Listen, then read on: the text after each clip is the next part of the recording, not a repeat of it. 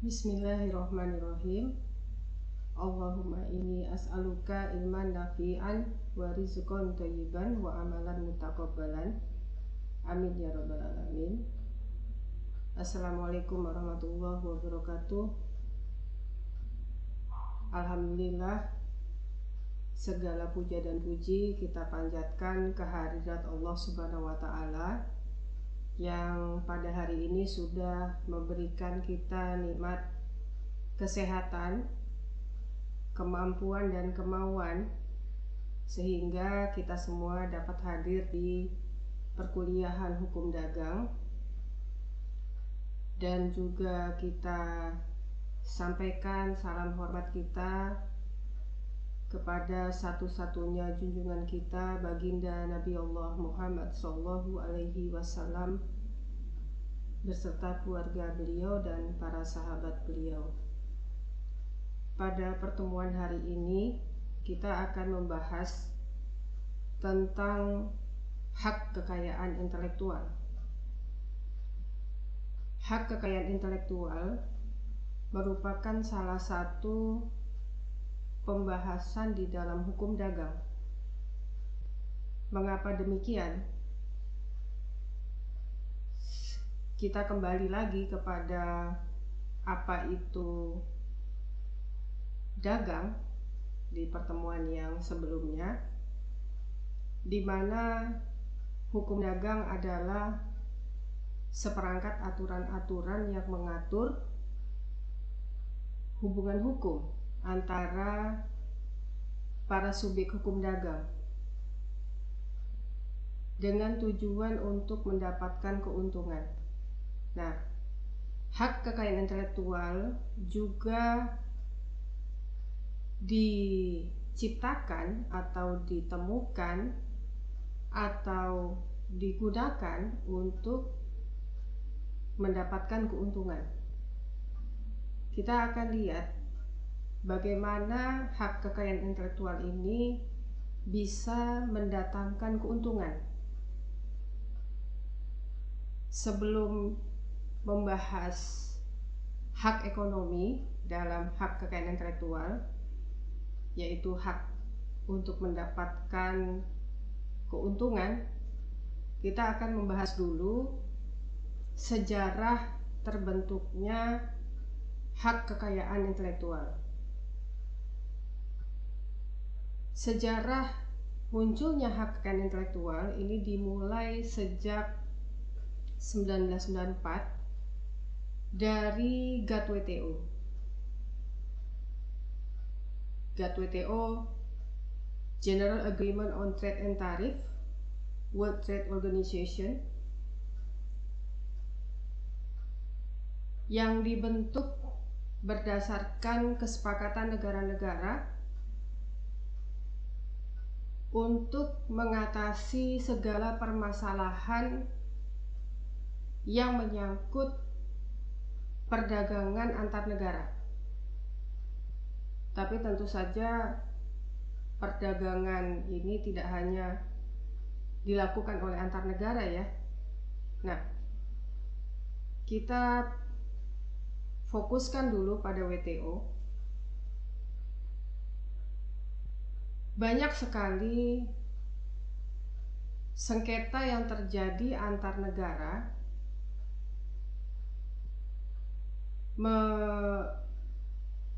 berkaitan dengan hak kekayaan intelektual, sehingga negara-negara anggota WTO merasa perlu dibentuk sebuah organisasi internasional yang khusus menangani penyelesaian sengketa di bidang hak kekayaan intelektual atau HKI. Maka terbentuklah WIPO, World Intellectual Property Organization, yang kemudian menerbitkan TRIPS. TRIPS adalah Trade Related of Intellectual Property Rights. setiap negara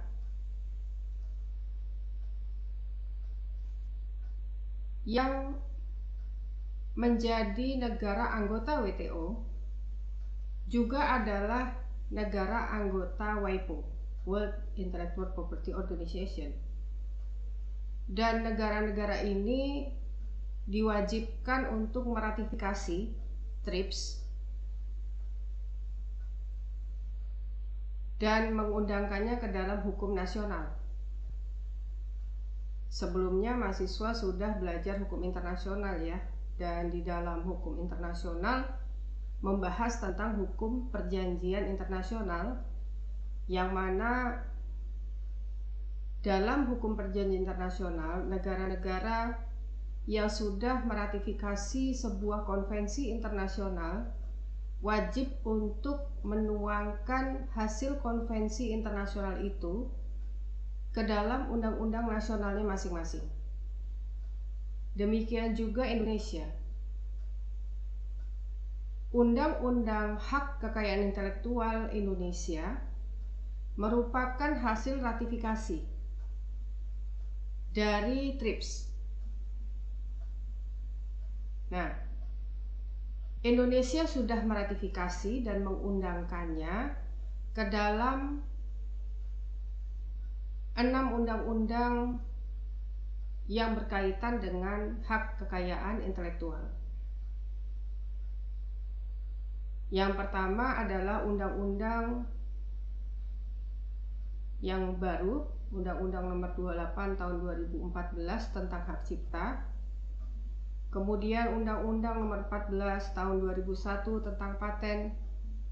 Undang-Undang Nomor 15 Tahun 2001 tentang merek. Undang-Undang Nomor 31 Tahun 2000 tentang desain industri. Dan Undang-Undang Nomor 30 Tahun 2000 tentang rahasia dagang, dan Undang-Undang Nomor 32 Tahun 2000 tentang desain tata letak sirkuit terpadu. Indonesia sudah mengundangkan ke dalam hukum nasionalnya.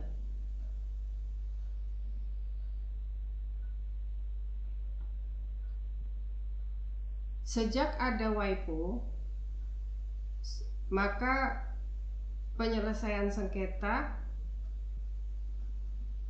berkenaan dengan pelanggaran HKI tidak lagi ditangani oleh WTO, tetapi ditangani oleh WIPO, World Intellectual Property Organization.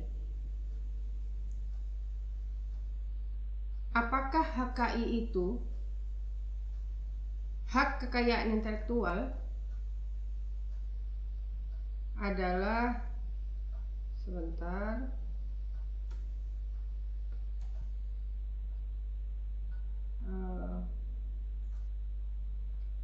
Ya.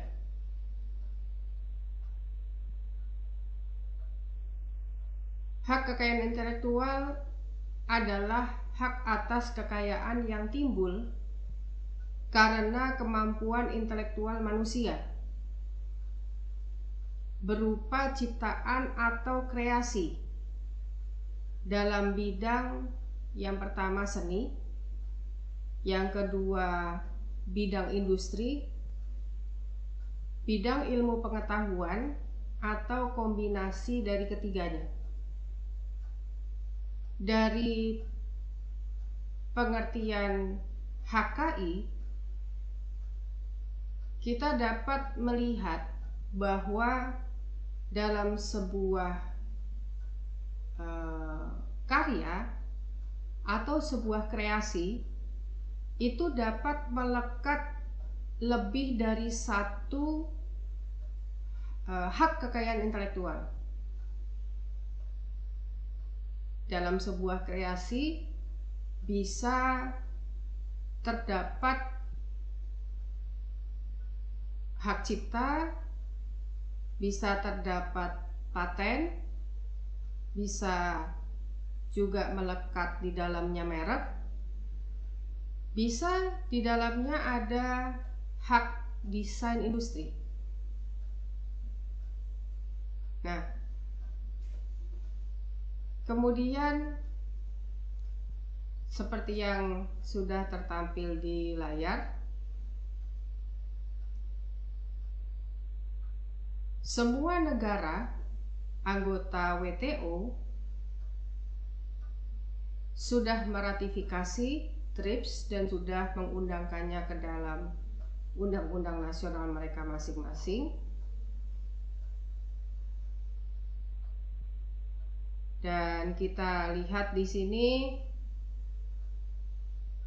ada beberapa HKI,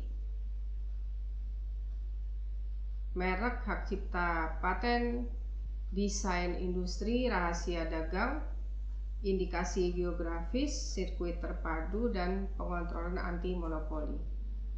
Karena ada mata kuliahnya sendiri, yaitu hak kekayaan intelektual, maka pada mata kuliah hukum dagang kita hanya akan membahas mengenai hak cipta, hak paten, dan merek.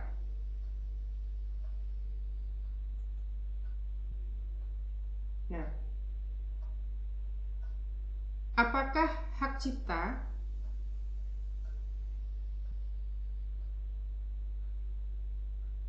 Hak cipta merupakan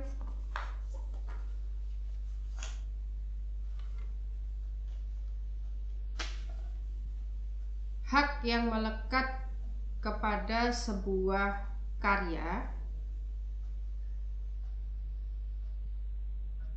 di bidang ilmu pengetahuan, seni, dan sastra.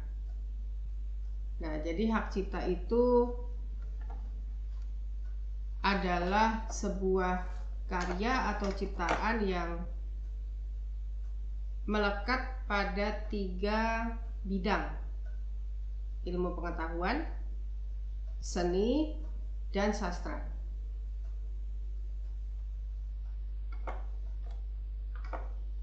Hak cipta disebut juga sebagai copyright. Copyright ini terdiri atas 2 kata ya, copy and right. Right itu hak, sedangkan copy memperbanyak. Jadi copyright atau hak cipta adalah hak untuk memperbanyak. Apa objek hukumnya HKI? Ya, untuk memperbanyak itu tadi. Objeknya adalah karya cipta. Dan siapa yang memiliki hak untuk memperbanyak? Pencipta adalah satu-satunya orang yang mempunyai hak untuk memperbanyak karya ciptanya. Apabila pencipta tidak mempunyai kemampuan untuk memperbanyak sendiri karya ciptanya, maka pencipta dapat mengalihkan hak untuk memperbanyak tersebut kepada pihak ketiga. Misalnya, seorang penulis buku yang tidak mampu untuk memperbanyak sendiri karya ciptanya, memperbanyak sendiri bukunya, maka dia dapat mengalihkan hak untuk memperbanyaknya itu kepada penerbit. Meskipun hak untuk memperbanyak sudah dialihkan kepada penerbit, tetapi penulis atau pencipta tetap melekat hak moral. Nanti akan kita bahas apa yang dimaksud dengan hak moral. Nah,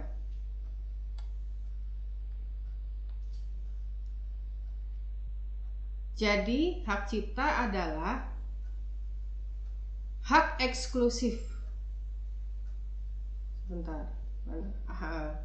Hak cipta adalah hak eksklusif bagi pencipta atau penerima hak untuk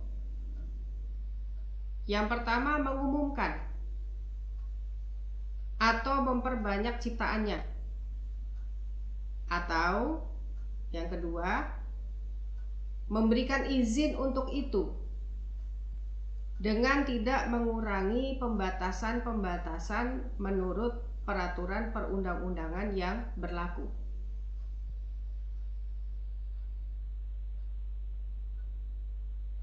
Nah, ini ya, dapat dialihkan kepada pihak lain.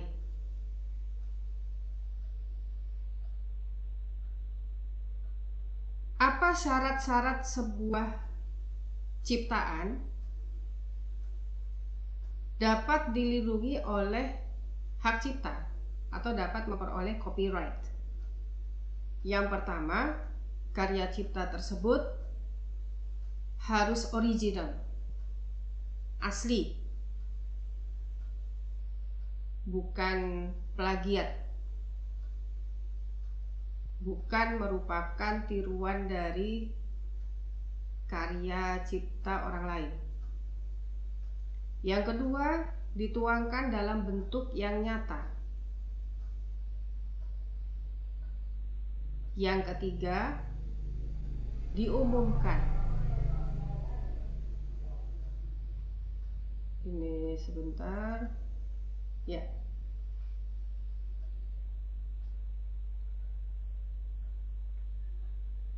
Kita lihat syarat yang pertama, harus original atau asli. Karya cipta tersebut harus benar-benar merupakan hasil olah pikiran dari pencipta sendiri.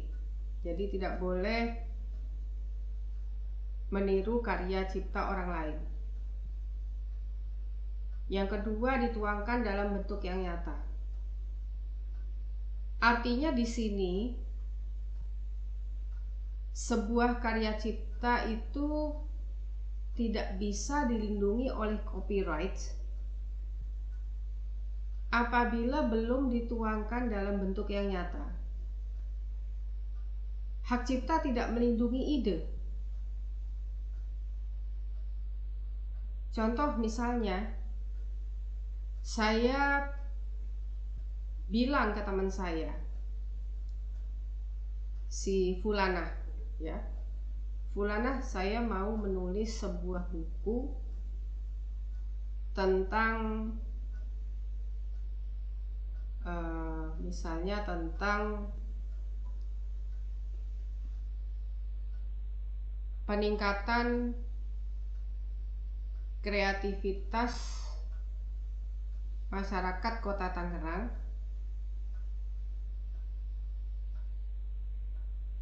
dalam bidang hak kekayaan intelektual pada masa pandemi COVID-19 misalnya. Ide itu saya ungkapkan ke Fulana. 6 bulan kemudian saya melihat di toko buku ada buku dengan tema yang sama dan penulisnya adalah Fulana. Namanya tercantum di situ sebagai penulis. Siapakah pemilik copyright-nya? Pemilik copyright-nya adalah Fulana, bukan saya. Meskipun idenya itu dari saya. Nah, jadi di sini jelas bahwa hak cipta tidak melindungi ide. Ide itu harus dituangkan dalam bentuk yang nyata. Gitu ya. Dan harus memenuhi syarat yang ketiga, yaitu diumumkan.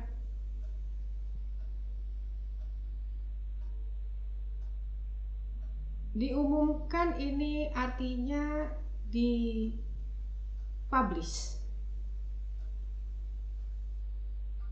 Contoh yang lain, seorang fotografer, dia mempublish hasil seni fotografinya. Ya, tadi kan hak cipta itu meliputi bidang ilmu pengetahuan, seni, dan sastra. Fotografi termasuk seni fotografi. Dan hasil karya fotografinya itu dilindungi oleh hak cipta. Nah, hasil karya foto ini kemudian dipublish di media sosial. Apakah sudah mendapatkan perlindungan hak cipta? Sudah. Sebab untuk mendapatkan perlindungan hak cipta tidak perlu didaftarkan. Dia secara otomatis melekat pada karya tersebut apabila karya tersebut memenuhi 3 syarat tadi. Original, dituangkan dalam bentuk yang nyata, diumumkan. Nah, kemudian kapan jangka waktunya? Sampai kapan sebuah karya cipta itu mendapatkan perlindungan hak cipta? Kita lihat di sini.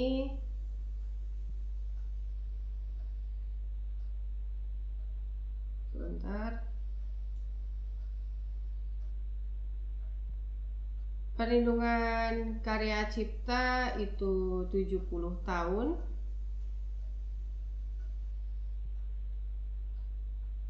Saya ulangi, perlindungan untuk karya yang di dalamnya dilindungi oleh hak cipta adalah seumur hidup pencipta ditambah 70 tahun setelah pencipta meninggal dunia.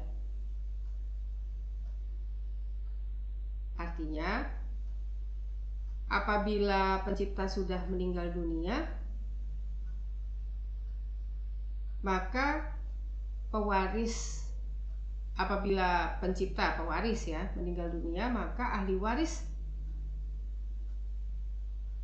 mendapatkan hak ekonomi dari karya cipta pewaris. Artinya apa? Hak cipta itu dapat diwariskan. Nah, kemudian kita sudah masuk hak paten. Hak paten akan dijelaskan di minggu berikutnya, di minggu depan. Pembahasan kita sampai kepada hak cipta dulu, meskipun belum semuanya, nanti akan kita bahas lagi pada live session Zoom, ya. Ini sebagai introduction saja, sebagai pendahuluan apa itu hak kekayaan intelektual dan sekilas mengenai hak cipta, ya. Ini kita belum masuk pada paten, ya, masih hak cipta. Nah, saya tadi belum membahas tentang hak moral. Apa yang dimaksud dengan hak moral? Hak moral atau moral rights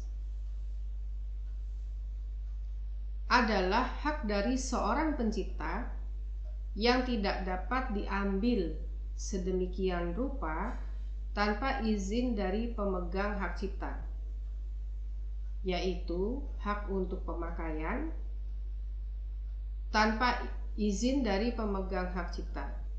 Jadi hak moral itu melekat pada sebuah karya cipta, tidak boleh mengubah isi, nama, judul, dari sebuah karya cipta, meskipun itu ahli waris. Contoh misalnya, Project Pop. Saya yakin semua pasti tahu ya Project Pop. Project Pop ini adalah bergenre parodi, ya, musiknya bergenre parodi. Project Pop menyanyikan lagu-lagu yang terkenal, yang populer, tetapi diparodikan. Berarti kan dirubah, isinya dirubah supaya menjadi lucu gitu ya. Nah, bolehkah mengubah karya cipta seseorang? Bolehkah mengubah lagu? Boleh-boleh saja, asalkan mendapatkan izin dari pencipta. Ya, tentu saja izin tersebut diberikan dengan pencipta mendapatkan hak ekonomi dari perubahan karya cipta itu. Nah, bagaimana kalau penciptanya sudah meninggal? Tadi dikatakan hak cipta itu pemegang haknya sudah meninggal, maka kemudian hak ekonominya turun pada ahli waris.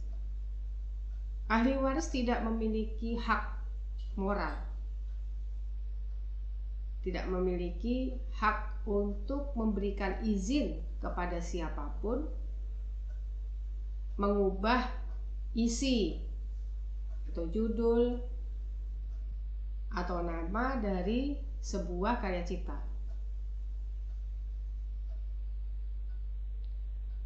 Misalnya musik klasik Beethoven atau Mozart,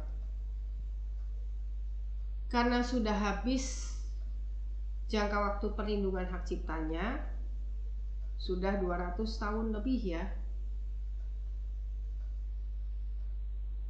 Artinya perlindungan hak ciptanya sudah tidak ada. Perlindungan hak cipta sudah ada, itu berarti siapapun boleh menggunakan lagu atau aransemen Mozart, aransemen Beethoven, tanpa harus membayar royalti kepada penciptanya. Jadi yang hilang itu adalah perlindungan hak ciptanya, hak ekonominya, tapi hak moralnya tidak hilang, tetap melekat. Maka tidak ada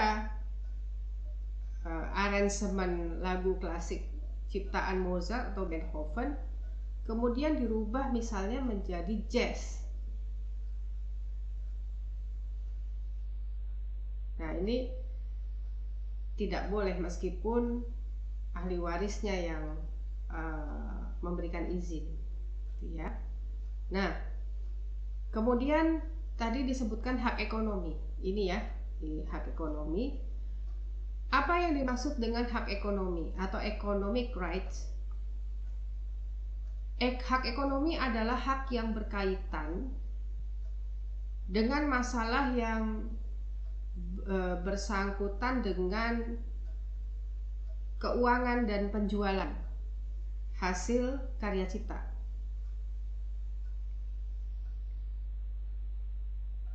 Dalam hak ekonomi, pencipta dapat melisensikan karya ciptanya kepada pihak lain dengan menerima royalti. Dalam hak ekonomi, hanya pencipta yang memiliki hak mutlak untuk mengumumkan dan memperbanyak karya ciptanya. Dan hanya pencipta yang boleh memberikan izin kepada orang lain untuk memperbanyak karya ciptanya. Seperti yang sudah saya katakan di awal, apabila pemegang hak cipta itu tidak mampu untuk memperbanyak sendiri karya ciptanya, ya. Nah,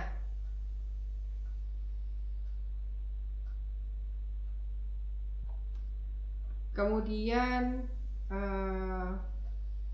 minggu depan kita akan membahas tentang paten. Setelah paten kita akan membahas tentang merek. Nah, baik, perkuliahan hari ini saya akhiri dengan hamdalah, alhamdulillahirabbil alamin. Jangan lupa untuk mengajukan pertanyaan ya. Apabila ada pertanyaan silahkan diajukan di kolom komen. Dan gunakan bahasa baku ya, kita sedang dalam perkuliahan daring, jadi tetap menggunakan bahasa ilmiah, tetap menggunakan bahasa baku, bahasa formal ya. Nasrun minallah wa fathun qarib wa basyiril mu'minin fastabiqul khairat. Wassalamualaikum warahmatullahi wabarakatuh.